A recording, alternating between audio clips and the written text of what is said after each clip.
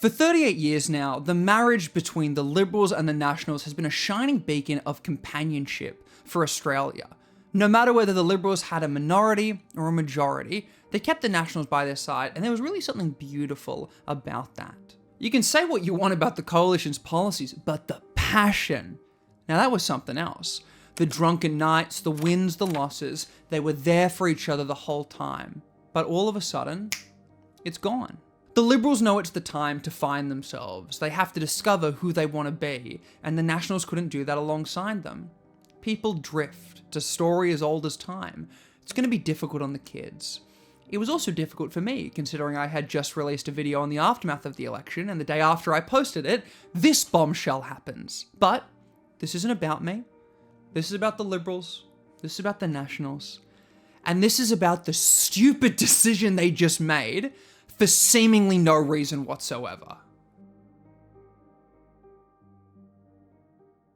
Very quickly, let me introduce you to the head of the household. Susan Lee is the new leader of the Liberal Party. She's been around for a long time, first getting elected in 2001 and slowly climbing her way through the ranks. She's part of the moderate faction of the Liberals and has done all sorts of jobs and things, from getting her commercial pilot's license, completing a master's degree in accounting and taxation, and changing her name from Susan to Susan because she read about numerology. She also claims she did it just because she was a rebellious teenager to make her parents upset, but the former is way funnier, so that's my headcanon. David Littleproud is the current leader of the Nationals, managing to keep his position after Matt Canavan tried to take the spot earlier this year. He's actually quite fresh compared to Susan, only being in the parliament since 2016. David rose quickly through the ranks, eventually becoming their leader in 2022. Before politics, David was an agribusiness banker, someone who works within the bank specifically to help those with rural or farming issues. As of 2019, David was actually only one of 2 members of parliament who did not have tertiary education. Just a fun fact. So, now that we knew who broke this family up,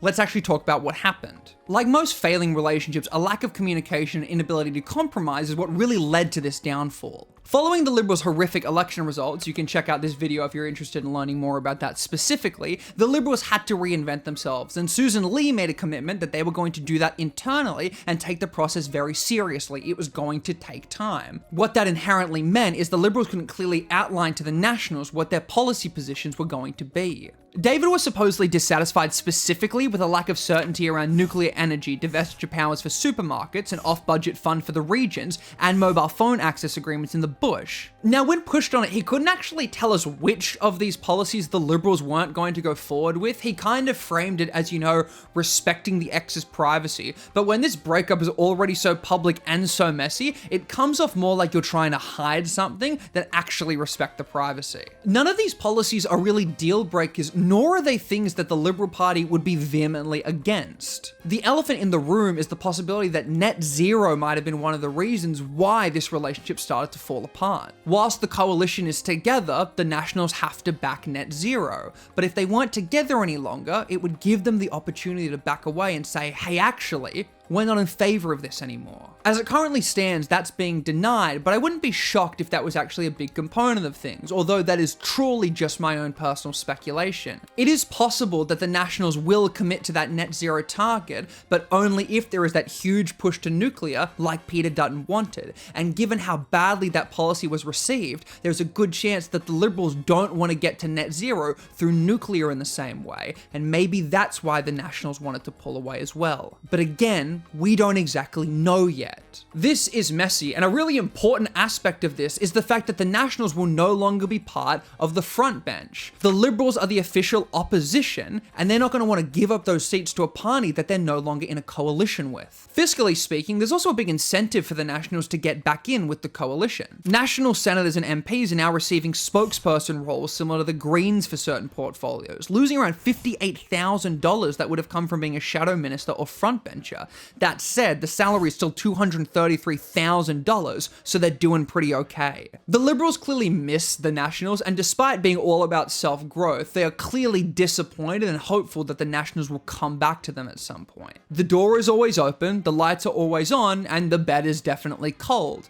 But they're hoping before Parliament starts up again, maybe they can find a way to get the Nationals back in bed with them. That said, Susan Lee is sticking to her guns and refusing to commit to any policy until she's had a chance to internally figure figure it out with her party. When Susan got a chance to tell her side of the story, she still very much respected David and the Nationals, but net zero again became a topic of conversation, and the way it was responded to really makes you feel like there is a lot more being unsaid and occurring behind closed doors. That said though, Susan is vehemently defending the relationship, not wanting to portion blame, and really holding on to this idea that they could come back together even stronger. She has still publicly expressed that the Liberals and the Nationals will be putting up a fight together against Labor, and that overall there is still great alignment. I almost feel bad for Susan Lee. One of the first things she did as the leader of the party may have inadvertently contributed to the coalition blowing up. Although as I was making this video, a letter was leaked, and that showed that since the 12th of May, there had been considerations that the Nationals may be leaving the coalition after Jacinta Price defected from the party. Senator McKenzie wrote, "The National Senate Party room, we need to consider our position with respect to sitting with the Liberal Party as a coalition in the Senate chamber."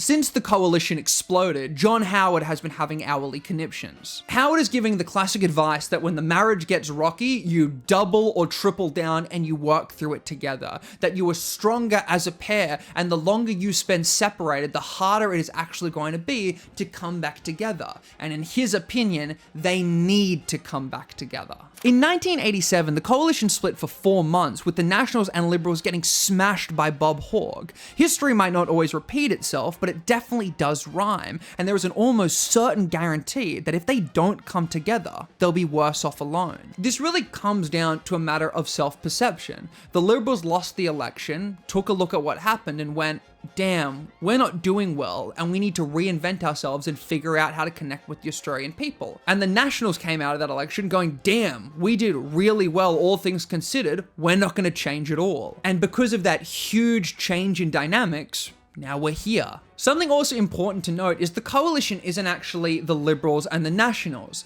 It's the Liberals, the Nationals, and the LNP. The weird thing is half of the LNP sit with the Nationals and about the other half sit with the Liberals. But the constitution of the LNP makes it very clear that it's a division of the Liberal Party. David Littleproud is actually an LNP member who sits with the Nationals. I don't really know what that's going to practically mean, and I'm not sure many other people do as well, considering this really just hasn't happened before. Already, the Liberals and the Nationals have delayed their shadow cabinet announcements as a sign of good faith to one another, because they want to rekindle this love only a couple days after coming out publicly and saying they were done with one another. No matter what you believe about this decision, the reality is these parties are not going to be able to form a government unless they're part of a coalition. Even if they went into the election separately, they would still need to come together to actually form the government. Just take a look at the lower house right now. This is ridiculous. This is genuinely ridiculous. This is still ongoing, and I truly wouldn't be shocked if when I release this video, or a couple days after I release this video, there is an announcement that they found a way to come back together.